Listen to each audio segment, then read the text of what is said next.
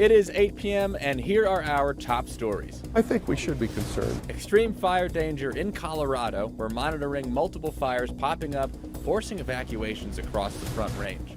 We had record heat and high fire concerns all across eastern Colorado. This cold front changes a lot of it for the weekend.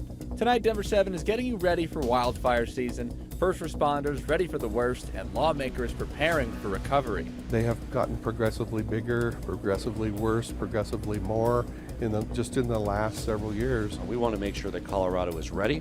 We take an in-depth look at the conditions making this year especially dangerous, plus what actions you can take to keep your home protected.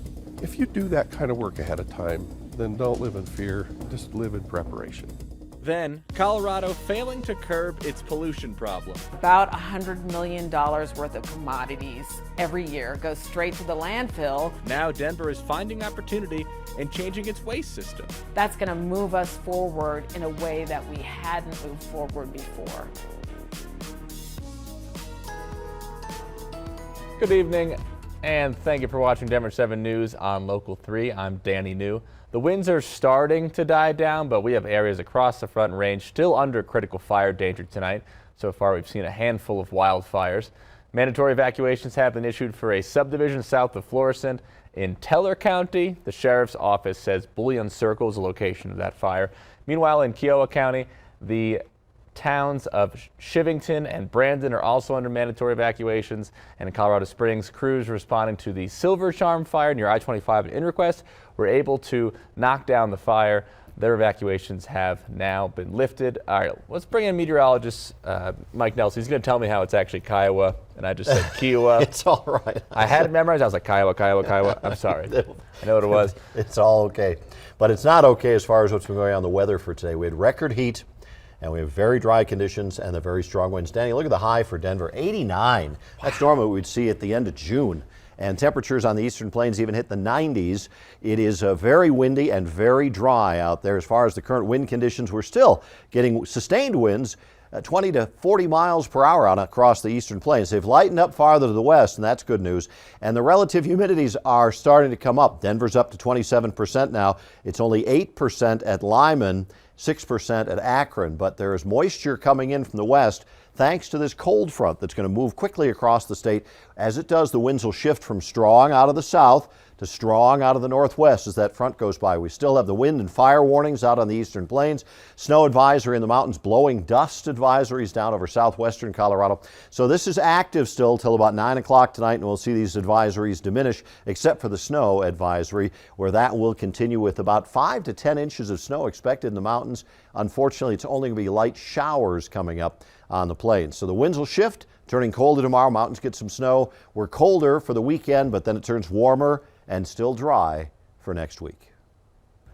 Governor Polis said today that the Silver Charm fire in Colorado Springs was caused by a welding accident. It's yet another example of how quickly a fire can spark and just get out of control under these conditions that we've been talking about. It started around 12:30 this afternoon near the ENT Credit Union headquarters and the Great Wolf Lodge right off Interquest Parkway and I-25. Evacuations started shortly after and have since been canceled. 100 or so firefighters were on scene here with help from multiple agencies. Thankfully, no structures were lost. I was really surprised that they were able to keep it from getting into the structures. But that's, again, something like this, we're going to throw every resource we can at it. The fire was only between 3 to 5 acres, but because of the strong winds and the warm temperatures and that low humidity, you can understand why there was cause for concern. And in the metro, crews have been hard at work putting out smaller fires that sparked today, like this random trash fire in Highlands Ranch. South Metro says the fire started in that garbage truck before the driver dumped the contents into a parking lot. There's the garbage truck. You can see right there. Thankfully, crews, as you see, were able to get the flames under control. And experts say at this point, it's always fire season here, even though historically now is when Colorado's wildfire season typically begins. Today, the state of Colorado released its summer wildfire outlook, and you can probably guess how it looks. Denver 7's Russell Haythorne reports, while state officials say you should not be fearful, you should definitely be prepared. State leaders showcasing Colorado's aerial firefighting assets, but also grounding themselves in the reality this could be a rough wildfire season. The only absolute is there are no absolutes. Oh, I think we should be concerned. Our drought conditions are such that it's a high fire danger. Stan Hilke, executive director of the Colorado Department of Public Safety, says the prediction at the moment is hot, dry, and windy, just as another wildfire season begins. They have gotten progressively bigger, progressively worse, progressively more just in the last several years. That's an indication that this problem is continuing to grow.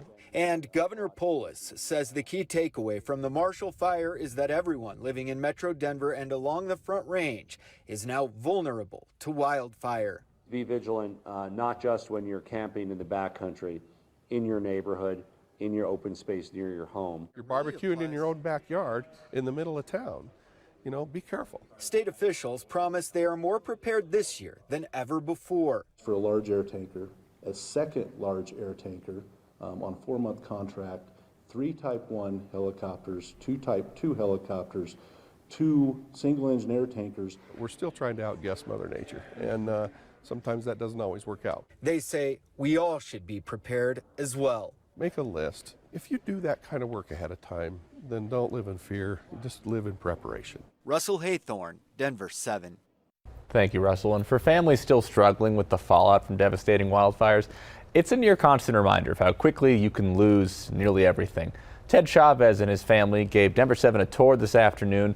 4 houses, home to 5 generations of this family, were destroyed by the Marshall Fire. The family is now scattered throughout the area, waiting to come home, and as it is for so many others, the frustrations are overwhelming. And also, like it is for so many, the first step toward rebuilding, debris removal, still has not begun. This has been 3.5 months, and everything's still sitting here. It hurts. Yeah. It really hurts. It's like, when do we move on? I mean, that's the whole thing, is when can we move on? Where's Boulder County responsible in helping us with this? It wasn't my fire. I didn't burn my garage and my house down. Open Space did. Open Space burned the whole town of Superior down. No one mitigated Open Space. Why are we responsible to pay for everything and above because Boulder County didn't take care of their open space? Or maybe Superior didn't take care of their creek area. I don't know. I don't have those answers, but it'd be nice to hear it. You can understand why he's frustrated. And let's get to that debris cleanup now that we just got to. So, fire victims who opt into the county debris cleanup, it's already been nearly 4 months since that fire destroyed more than 1,000 homes in Louisville and Superior. And that cleanup is expected to begin in Louisville next week, finally, with the debris removal process expected to last into the summer. And if you're wanting to better protect your home from a possible wildfire after all this, it seems like mitigation, that word you just heard that gentleman say, is the way to go. That means getting rid of all the dry greenery around your home, like cutting back trees that overhang your roof and removing dead shrubs. And of course, you got to keep flammable materials away from your doorstep. Within 5 feet of our property line, what's there? So is it rock that's against your siding, or is it mulch? Because if sparks land in mulch, that could create a fire right next to the house. Do you have patio furniture that's up against the house? So just being aware of the things that could easily catch fire on the exterior, and maybe do your best to mitigate those things.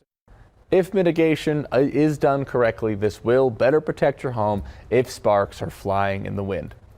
And over on the denverchannel.com, you'll find multiple stories on wildfire danger here in Colorado and how the state is preparing for future fires.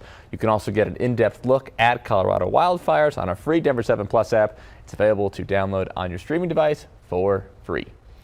And this Earth Day, environmentalists are pushing for Denver to double down on recycling and composting.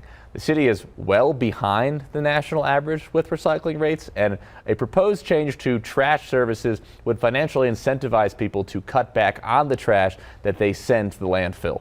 Denver 7's Rob Harris explains.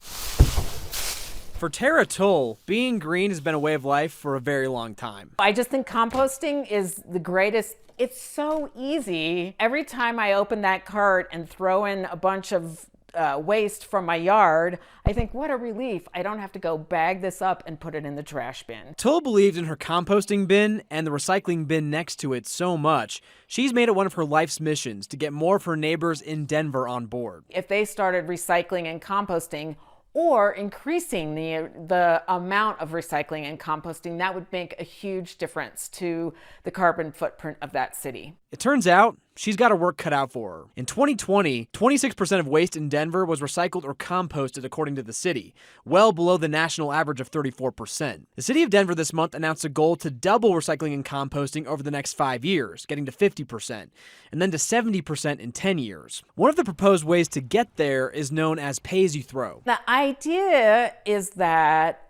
city programs and policies should encourage sustainable behavior and support it, make it easy to do things like recycle and compost, and discourage behaviors like throwing things into the landfill. The whole idea behind this program is to flip the incentive structure for waste in Denver by offering recycling and composting at no extra cost. And then on the flip side, charging those who throw away large amounts of trash more for bigger collection bins.